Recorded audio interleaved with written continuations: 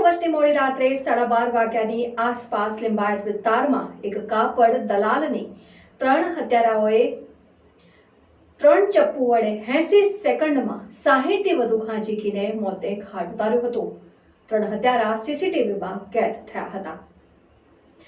પોલીસે 2 શખ્સને ઝડપી પાડ્યો છે।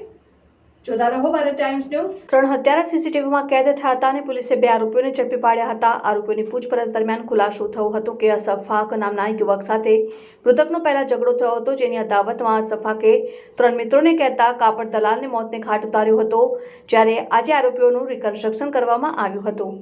પોલીસે પકડાયેલા બંને આરોપીઓને સાથે રાખીને ઘટનાનું રિકન્સ્ટ્રક્શન કર્યું હતું, ત્યારે હાજર વેપારીઓએ આરોપીઓને કડકમાં કડક સજા થાય તેવી માંગ સાથે વિરોધ નોંધાવ્યો હતો।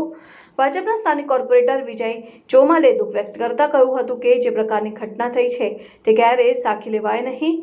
મારી માંગ છે કે આ તમામ આરોપીઓને પોલીસે છાતીમાં ગોળી મારી દેવી જોઈએ। આરોપીઓના એન્કાઉન્ટર તાત્કાલિક કરી દેવા જોઈએ એવી હું માંગણી કરું છું। ગણતરીના કલાકોમાં પોલીસે આરોપીને ઝડપી પાડ્યા છે અને એક મેસેજ આપી દીધો છે કે આ રીતે જે પણ કૃત્ય કરશે તેની ખેર નથી। આરોપીઓએ જાહેરમાં હત્યા કરી છે, ત્યારે મોતની સજા સિવાય બીજી કોઈ સજા ન હોવી જોઈએ। જોતા રહો ભારત ટાઈમ્સ ન્યૂઝ।